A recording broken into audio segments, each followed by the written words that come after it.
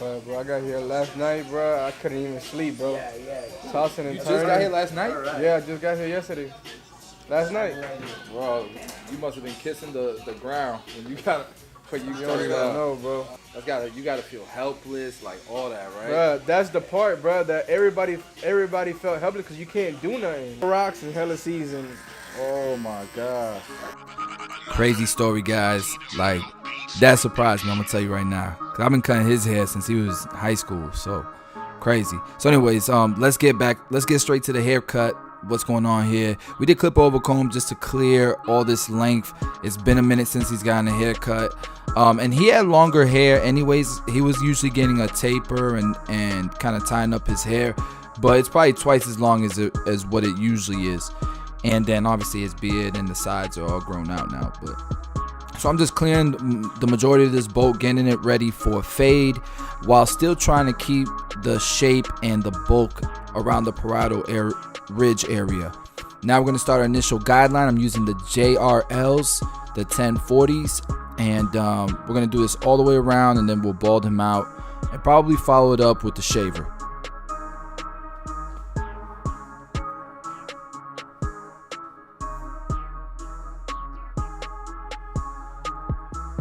As you can see, we're doing the same thing. I cleared the bulk on this side while he was telling his story. 6 months in a Cuban, like military camp style prison. Crazy. Alright, so now I'm switching over to my Babyliss Gold FXs, and we're going blade open about a finger's width, probably an inch, anywhere from a half inch to an inch. It's really on you and how compressed or how low you want to keep this fade. Me, I like a really nice gradients, really nice like stretched out blend, so that's what we're gonna do here.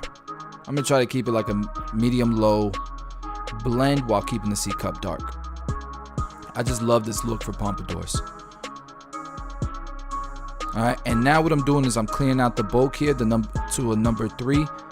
And if you follow along with the color guards, you'll be able to know, what guards I got here. So I'm coming off of the head. I'm not trying to lower the hair that's above the parietal ridge. And the parietal ridge is pretty much where the hair, where your head starts to curve into the top. So I don't want to go above that. I don't want to go into the top with this number 3. I want to keep that length that's there. So I'm staying on the side of the head with that number 3. See, I'm staying on the side of the head. Now we're in the back, but you guys get what I'm saying. Alright, and I'm combing as I go. I just sped it up here so you guys can see me do the entire head. Now I'm following underneath that with a number 2, and I'm gonna blend down. So I'm staying right underneath where I just left off with that number 3. And this is what I call stacking guards.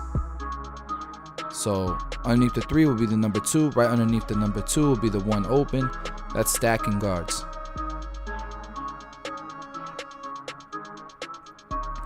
And as long as you stay underneath, you'll be okay. You won't make any lines. If you do make a line, that's okay. Go back to that number 3 and take the line out. Alright, so now I have my number 1 open. And I went to the number 1 open because I was just trying to see if I can blend right into that number 2 without having to use the 1.5 guard. But I can tell you that even when I do this, I still like to detail my cuts, and I'll still probably pull out the 1.5 guard just to detail it and make sure and fine tune the blend.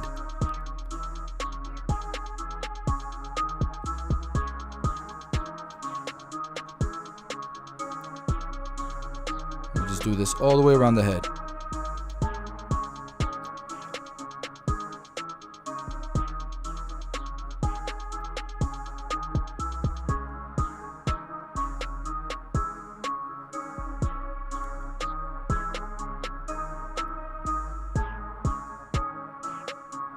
It's funny, man, because like for example, the last video I dropped with the transformation, the waiver, guys, I give my clients what they want. These are my clients. These are not models for a YouTube video. So I give my clients what they want, and I do my best to give them the best possible haircut in that area, their preferences.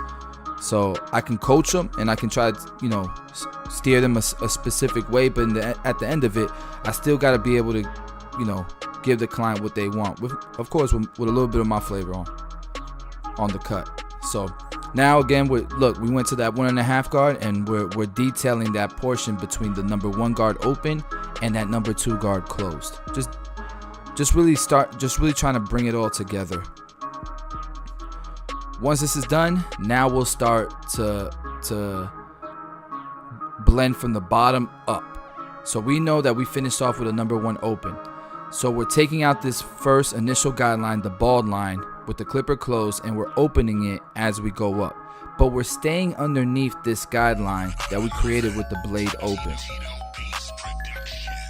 All right, so I'm starting to blend out this line at the very bottom. There's another line above that. We're gonna stay beneath that line that's above it, so that we don't raise the bald look too high, right? We don't want it to be bald too high, then we'll raise the entire fade. So that line right there, it just lets me stay, you know what I'm saying, low enough to where I don't ruin the fade.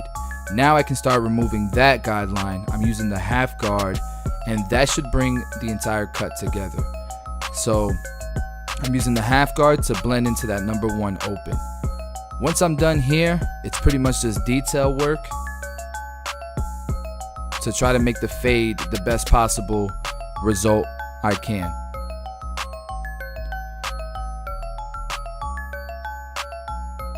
If you are an online academy member, remember this video right here, there is a version on the online academy that's like 35 minutes long. It's a little bit more detailed, it's a little bit slowed down. So if you're an academy member, definitely go check out that version. And then here I'm just detailing that dark area right there. Went back to, I'm still at my 1/2 guard, but I'll probably jump to the number 1 guard.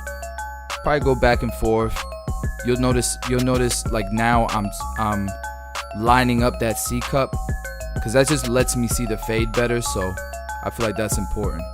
So I'm lining up the C cup, and now I can really go to work. And you'll see me kind of adjust his head different directions so I can see it in different lighting. Typically, normally in the barbershop, I would be checking my mirror as often as possible. And when I detail, I'm really just detailing little sections. So you'll notice, especially when I'm detailing, I'm using my corner so I can work in smaller sections. So here I'm hopping back and forth from that number 1 guard to the 1/2 guard. Might have to go back up to that 1.5 guard.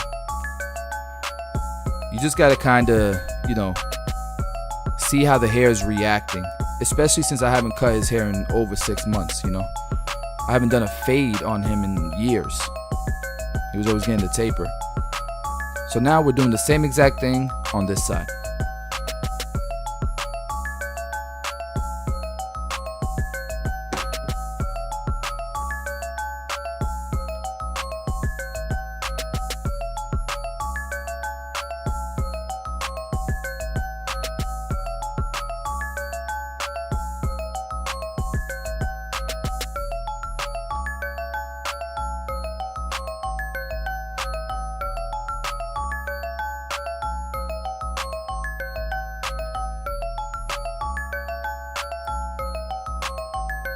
For me, like this was a super difficult haircut to learn. Like, I mean, as far as like getting somebody with really long hair like that, I didn't know how to attack something like that, man. That would be an intimidating haircut. When somebody would have hair that long and then show me a picture of like a fade this long with a pompadour, man, I didn't know how to make that haircut happen. But now I feel much more comfortable through practice and through taking classes and watching YouTube videos. It's made me more comfortable. But I could tell you, starting off, like this was an very intimidating haircut for me. Just keeping it transparent with y'all. And now with this 1.5 guard, I feel like the blend is starting to come together. I love the bulk around the parietal area. I'm glad that his preference was to keep it. So I feel like the overall silhouette, and once we get the top styled and laying into the sides and stuff, like it looks really good with this bulk.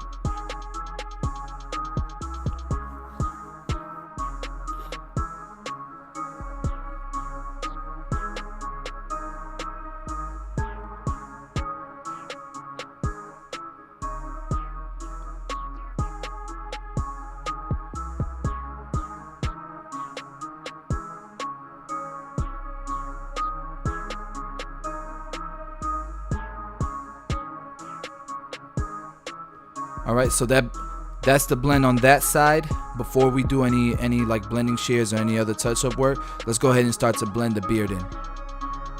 And I'm pretty much using the same steps, just inverted. Starting from my number 3 at the bottom instead of my number 3 at the top, right? And then blending up. And then I'll use my shavers to really get it nice and tight on the sides. Y'all feel like that blend look dope, man. I like it. I like the gradients, all that. Now let's see how it's gonna look when we put this C cup on there. Oh yeah. Yeah, that's coming together.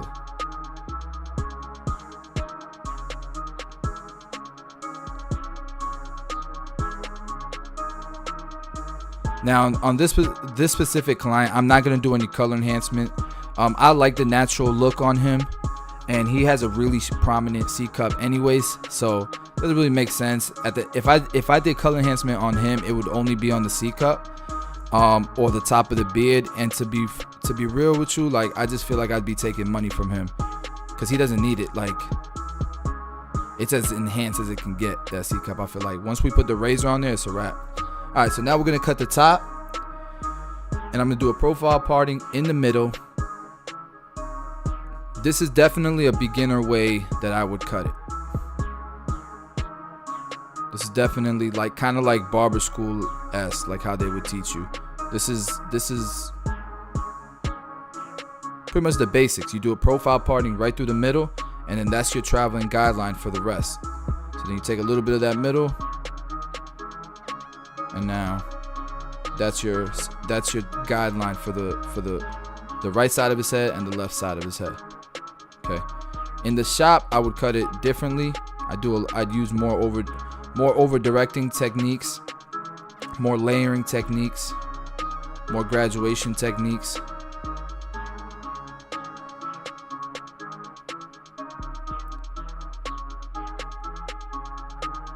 And if this is so now we gotta make sure that whatever's gonna fall over falls over nicely.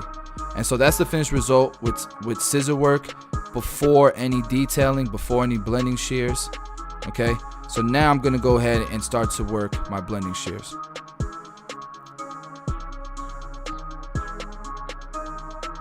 Now guys, if you're confused right now, if you don't know what's